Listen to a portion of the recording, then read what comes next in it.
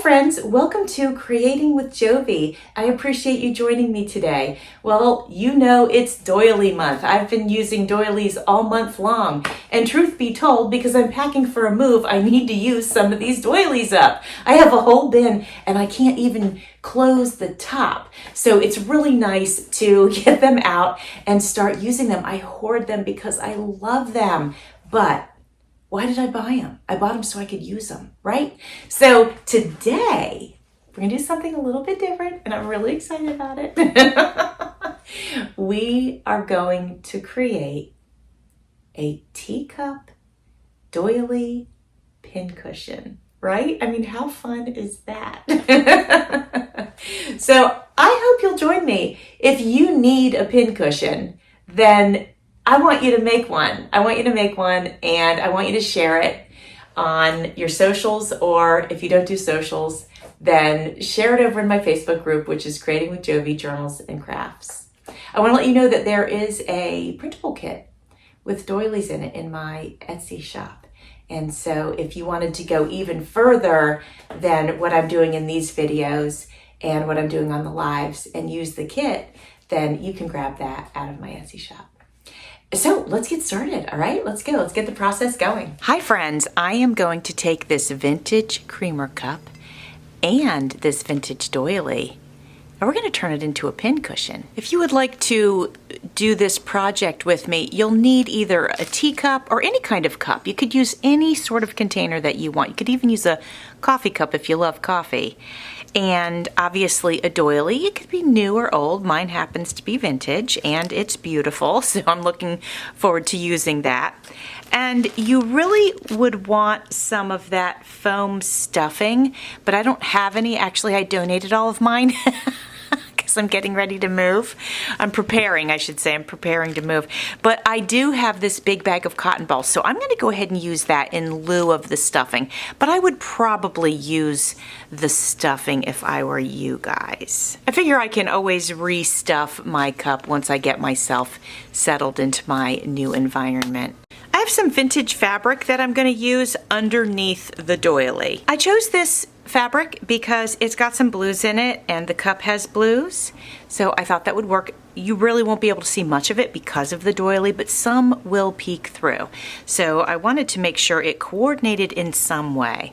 So I've taken my fabric and I've cut it into almost a square. We've got 8.5 by 8.5 actually, so it is a square.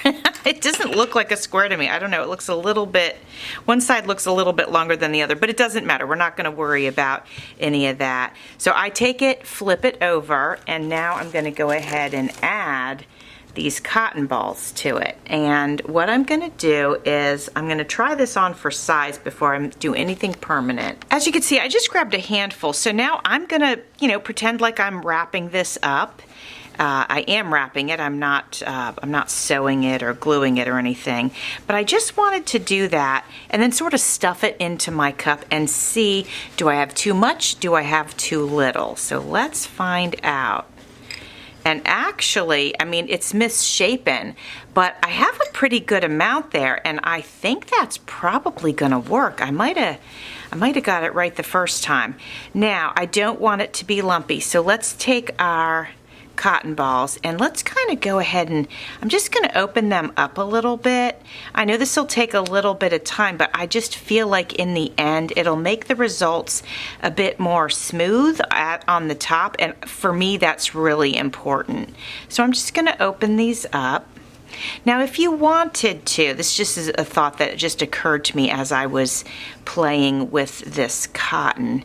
If you wanted to, you could sprinkle some essential oils on the cotton, just like to make it smell good. If you wanted, you could even chop up a little piece of a dryer sheet that's scented if you wanted. None of that's going to hold its scent forever, but if you were giving it as a gift, it could be kind of cute to do that, so just an idea. So I'm excited about this cup. I actually will be keeping this one because, oh, look how it unrolls. Oh, I never knew that. I'm keeping this one because when my daughter moved out, let me see if this one unrolls. It does, look at that. Oh my goodness. Okay.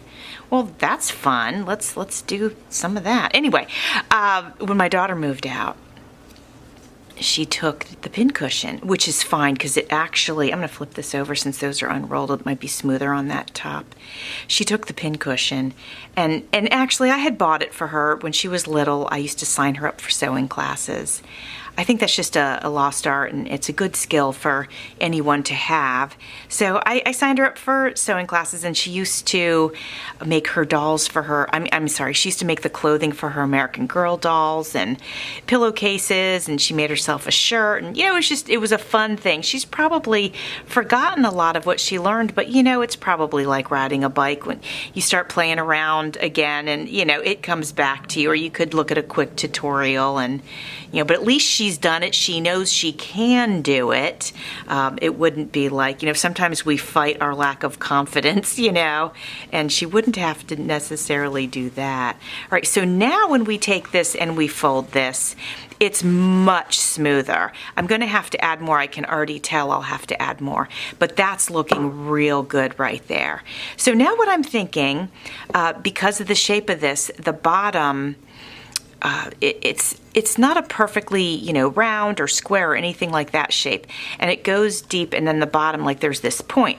So I want to go ahead and mimic that right here at the, because this is gonna, it's the top to us right now, but that's actually going to be the bottom. So let's mimic the shape of our cup, and we'll just put this in there like that.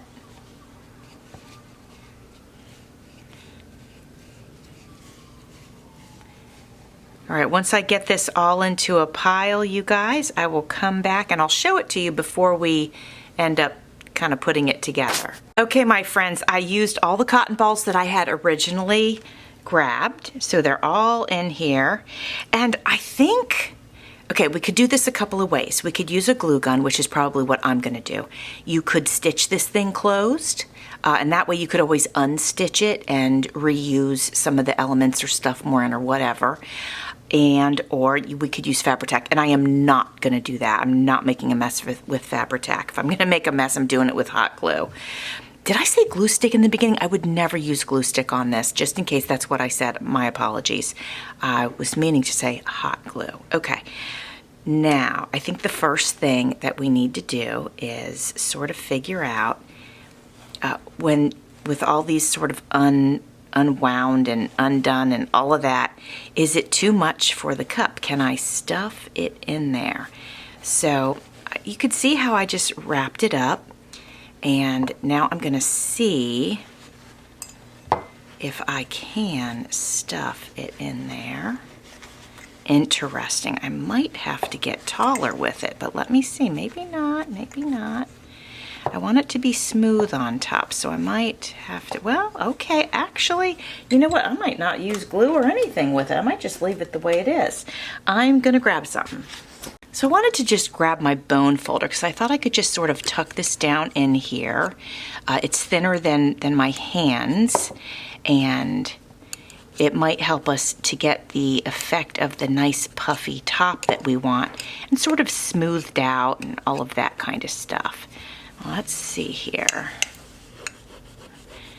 If I do this, will it move some of the cotton around? We're experimenting a little bit. Actually, this is coming together. I'm just tucking it down like that. Look at that.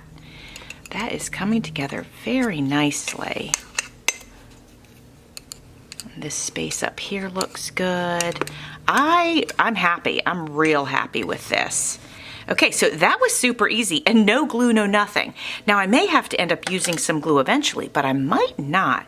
Now it's time to use one of these doilies. Now, I'm hoping that when I cut this doily, it is big enough to be tucked down into the cup.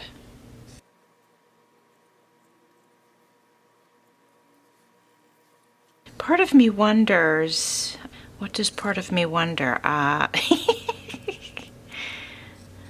Yes, I remember now. Okay. So I have this stuff called Fray Check, and I'm going to go ahead and use it right around the perimeter of this doily. So here it is right here.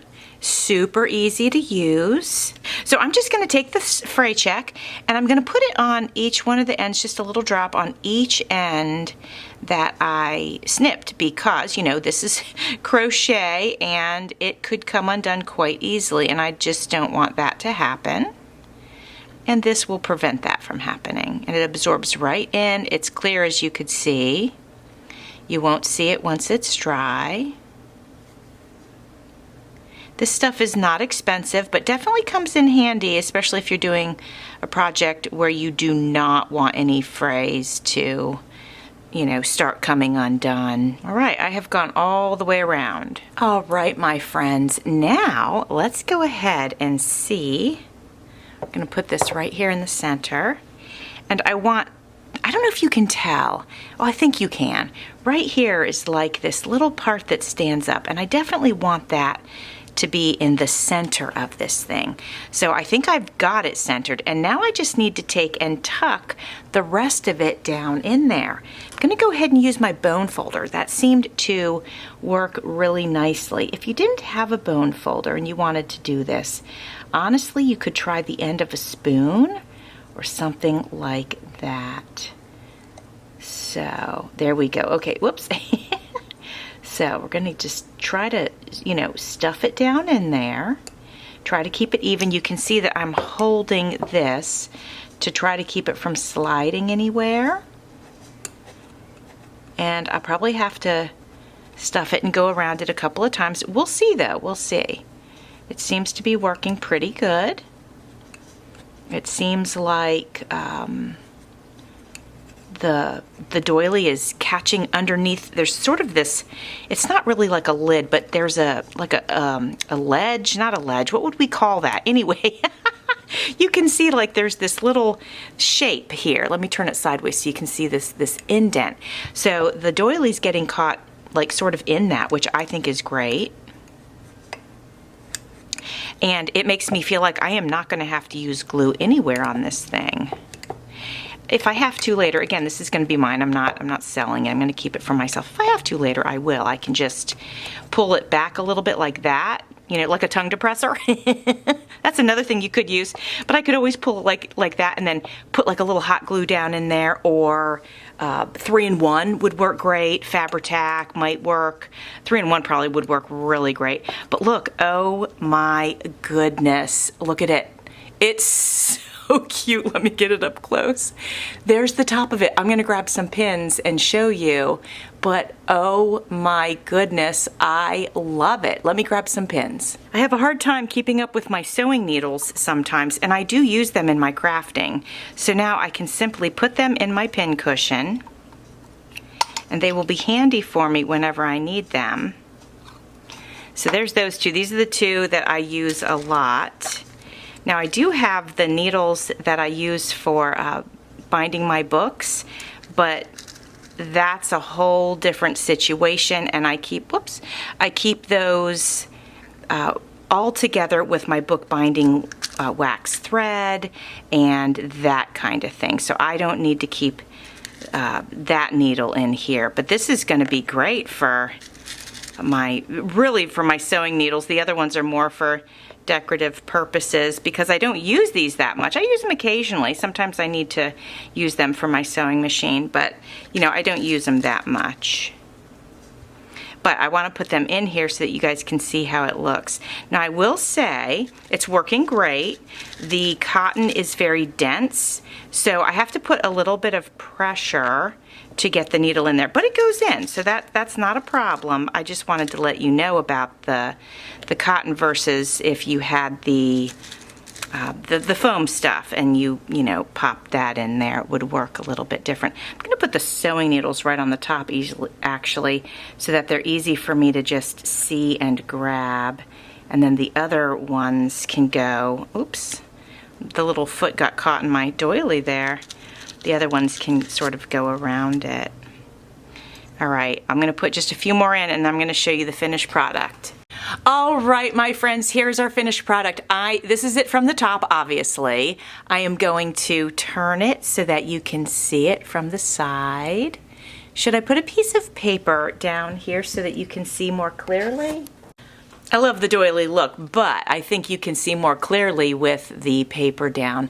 So check it out. Let's spin it all the way around. Oh my gosh, I'm so excited. I'm so excited to have such a fancy pincushion. It just makes me so happy. And now I can find my sewing needles easily, and I'm really happy about that. This is going to be gorgeous on my desk. Matter of fact, when we move, I'm going to have to get a new desk. But at any rate, it's going to be gorgeous and I'm going to be loving it. So friends, I hope you enjoyed it. If you make one, oh my goodness, I would love to see it. Please tag me so I don't miss it. And if you want to share in my Facebook group, Creating with Jovi Journals and Crafts, go ahead, join the group and post your pictures there. That would be amazing. I would absolutely love to see your beautiful pincushion creations using doilies, our theme for this month. All right, my friends, thanks for watching. See you soon.